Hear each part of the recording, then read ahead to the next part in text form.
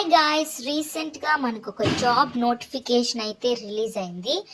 NALCO అద్భుతమైన job notification అండి. ఇది మనకి త్రూ గేట్ 2025 అంటే గేట్ 2025లో మంచి స్కోర్ ఉన్న వాళ్ళకైతే ఈ జాబ్ నోటిఫికేషన్ చాలా అద్భుతంగా ఉంటుంది. ఇది గ్రాడ్యుయేట్ ఇంజనీర్ ట్రైనీస్ అండి, GET. NALCO అంటే నేషనల్ అల్యూమినియం కంపెనీ లిమిటెడ్ అండి. ఇది నవరత్న సెంట్రల్ జాబ్ అండి, PSU జాబ్స్. ఇవి చాలా మంచి జాబ్స్ అండి. ఇందులో మనకి మెకానికల్, ఎలక్ట్రికల్ ఇలాంటి సెవెరల్ డిసిప్లిన్స్లో ఉన్న వాళ్ళు అప్లై చేయొచ్చు. సో మెకానికల్లో వచ్చేసి మనకి మొత్తం 59 పోస్ట్స్ ఉన్నాయి. అలాగే unreserved 26, EWS 6, OBC 15, ST 4, SC 8, PWBD 6 ఉన్నాయండి. అలాగే ఎలక్ట్రికల్లో మొత్తం 27 పోస్ట్స్ ఉన్నాయి.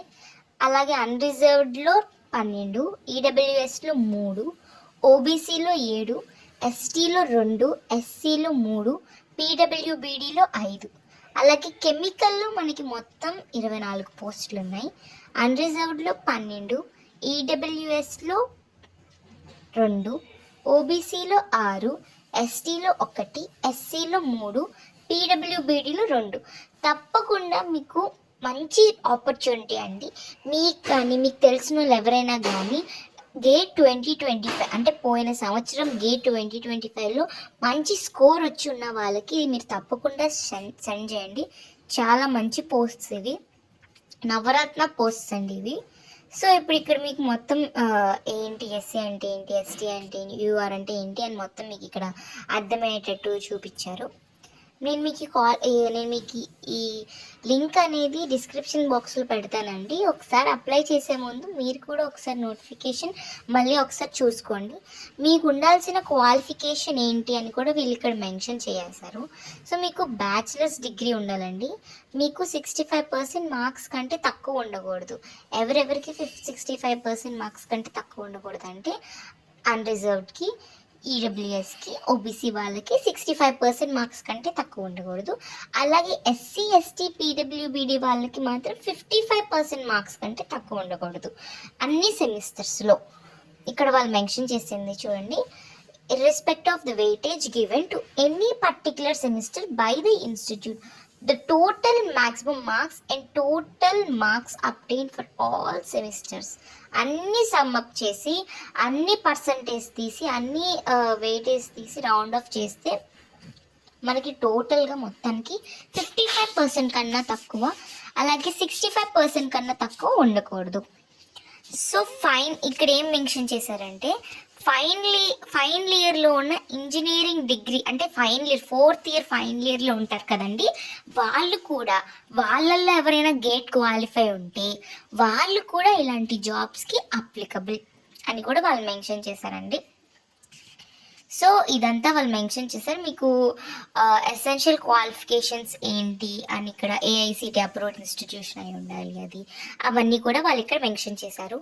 సో ఫస్ట్ మనకి మొత్తం mechanical engineering, electrical engineering, chemical engineering. So ఇవి అండి మనకి మెయిన్. సో దీంట్లో మనకి ఏజ్ లిమిట్ ఎంత ఉండాలి అని, మనకి ఏజ్ లిమిట్ వచ్చేసి అంటే మ్యాక్సిమం ఏజ్ లిమిట్ వచ్చేసి 2022 2026 కల్లా 30 ఇయర్స్ దాటి ఉండకూడదండి. 30 years maximum age limit 30 years లోపు ఉన్న వాళ్ళు ఎవరైనా అప్లై చేసుకోవచ్చండి. వాళ్ళు ఇక్కడ మ్యాక్సిమం ఏజ్ లిమిట్ అయితే ఇచ్చారు. సో సెలక్షన్ ప్రాసెస్ అనేది ఎలా జరిగిద్దని వీళ్ళు ఇక్కడ ఇచ్చారండి. సెలక్షన్ ప్రాసెస్ వచ్చేసి మనకి గేట్ 2025 వచ్చిన మార్క్స్ ప్రకారం అయితే జరుగుతుంది. సో ఆ మార్క్స్ మీకు మంచిగా స్కోర్ కార్డ్ ఉంటే ఆ స్కోర్ కార్డ్ ద్వారా మీకు మంచి జాబ్ ఆపర్చునిటీ అయితే ఇదండి, చాలా మంచి జాబ్ ఆపర్చునిటీ. సో ఆ మార్క్స్ ద్వారా అయితే మిమ్మల్ని షార్ట్ లిస్ట్ చేసి పర్సనల్ ఇంటర్వ్యూకి అయితే పిలవడం జరుగుతుంది బేస్డ్ ఆన్ ద గేట్ 2025. అంటే పోయినసారి మీరు ఫిబ్రవరిలో రాసిన గేట్ 2025 వచ్చిన మార్క్స్ ఉంటాయి కదండి, స్కోర్ కార్డ్, అది మీరు ఇప్పుడు ఇక్కడ అప్లై చేసేటప్పుడు ఆ మార్క్స్ స్కోర్ కార్డ్ కూడా మీరు దాన్ని అప్లోడ్ చేయాల్సి ఉంటుందండి. సో దాని నుంచి వీళ్ళు కొంత పర్సంటేజ్ తీసి తర్వాత మీ ఇంటర్వ్యూలో మీ పర్ఫార్మెన్స్ చూసి దాని నుంచి కూడా కొంచెం పర్సంటేజ్ తీసి దాని రెండింటిలో ఎవరైతే బాగున్నారో వాళ్ళని అయితే సెలెక్ట్ చేయడం జరుగుతుందండి.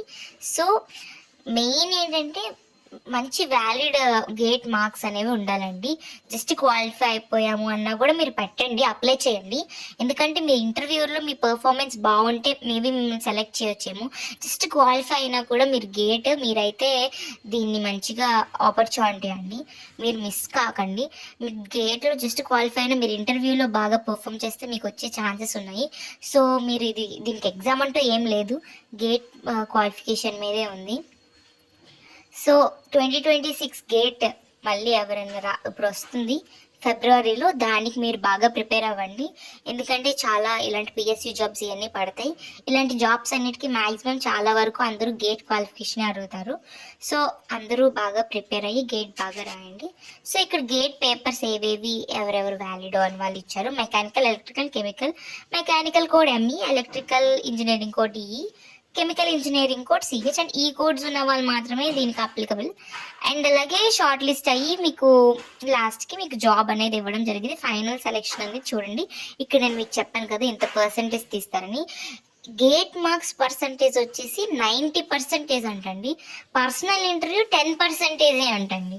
అంటే గేట్ ఎక్కువ ఉండాలి, మీరు చూసుకుని దాని తగ్గట్టు మీరు పెట్టండి. 90% of the final selection me gate ద్వారానే అండి.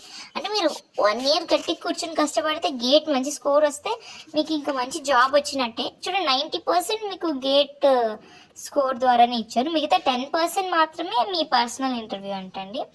సో క్యాండిడేట్స్ పే స్కేల్ వచ్చేసండి మీకు పే స్కేల్ 40,000 అండి, 40,000 to 1,40,000 అండి డ్యూరింగ్ ట్రైనింగ్ పీరియడ్ అండి. ఇది పే స్కేల్. బేసిక్ పే వచ్చేసి 40,000 అండి. మీకు స్టార్టింగ్ బేసిక్ పే 40,000 అంటుందంటే ఆలోచించండి మీకు ఎంత బాగా వస్తుందో శాలరీ. సో ఇవన్నీ ఒకసారి చూసుకోండి. అలాగే మీకు ప్లేస్మెంట్ ఎక్కడ వస్తుంది అని వాళ్ళంతా ఇక్కడ మెన్షన్ చేశారండి. ఒకసారి సెలెక్ట్ అయిన క్యాండిడేట్స్ ఏంటంటే 1 ఇయర్ ట్రైనింగ్ తీసుకోవాల్సి ఉంటుందన్నమాట. ఆ ట్రైనింగ్ పీరియడ్లో మీరు ఎక్కడికన్నా పోస్ట్ అవ్వచ్చు, యూనిట్ ఆఫీస్కి కానీ ఇంకెక్కడన్నా పోస్ట్ చేయొచ్చు. ఇక్కడ వాళ్ళు సెకండ్ లైన్లో మెన్షన్ చేశారండి, the candidates may be posted at any of the unit or office etcetera of NALCO in India. అంటే ఇండియాలో ఉన్న అన్నిట్లో ఎక్కడికన్నా మిమ్మల్ని పోస్ట్ చేయొచ్చు అండి డ్యూరింగ్ ద ట్రైనింగ్ పీరియడ్ అంట. తర్వాత the services will be transferable as per requirement of the company. అంటే కంపెనీ బట్టి ఇంకా వాళ్ళు మీకు అప్పుడు ఇన్ఫర్మేషన్ అనేది పాస్ చేస్తారనమాట అండి. సెలెక్టెడ్ క్యాండిడేట్స్కి మీకు జాబ్ ఫంక్షన్స్ ఏంటి, మీరు ఏమేమి చేయాలి అవన్నీ అసైన్ చేసి మీకు ఎక్స్ప్లెయిన్ చేస్తారంటండి. ఇది వాళ్ళకి చెప్పింది. రిజర్వేషన్స్ అండ్ రిలాక్సేషన్స్ అండి. SC ST అలాగే EX సర్వీస్ మ్యాన్కి, OBC అండ్ EWS PWBD వీళ్ళందరికీ ఉన్న మొత్తం రిజర్వేషన్స్ అండ్ రిలాక్సేషన్స్ గురించి ఇక్కడ మెన్షన్ చేశారండి. ఒకసారి మీరు చూడండి. అలాగే ఇక్కడ 6th పాయింట్ వచ్చేసి EWS క్యాండిడేట్స్ మాత్రం ఖచ్చితంగా ఇన్కమ్ అండ్ అసెట్ సర్టిఫికేట్ని ఎవరైతే సమ్ అథారిటీ ఇష్యూ చేస్తారు కదండి 2025 to 2026 వ్యాలిడ్ అయిన సర్టిఫికేట్స్ని మీరైతే ప్రజెంట్ చేయాల్సి ఉంటుంది. సో ఇక్కడ అప్పర్ ఏజ్ లిమిట్ వచ్చేసి SC ST వాళ్ళకి 5 years అండి. అలాగే OBC వాళ్ళకి 3 years అండి. అలాగే PWBD వాళ్ళకి 10 years అండి. అలాగే PWBD OBC ఇందాక 10 years అన్రిజర్వ్డ్ PWBD వాళ్ళకి అండి. OBC PWBD వాళ్ళకి 15 years అండి. SC ST PWBD వాళ్ళకి 15 years అండి.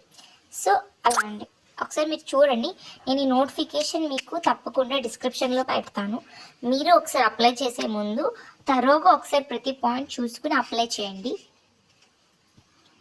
మీకు సర్వీస్ అగ్రిమెంట్ బాండ్ కూడా ఉంటుందండి. సెలెక్ట్ అయిన తర్వాత క్యాండిడేట్స్ జాయిన్ అయిన తర్వాత మీరు ఒక బాండ్ అయితే సైన్ చేయాల్సి ఉంటుందండి.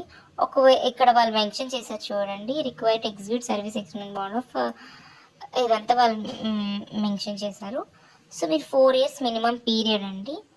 ఆఫ్టర్ అంటే ట్రైనింగ్ కంప్లీట్ చేసిన 1 year తర్వాత 4 years బాండ్ ఉంటుంది మీకు.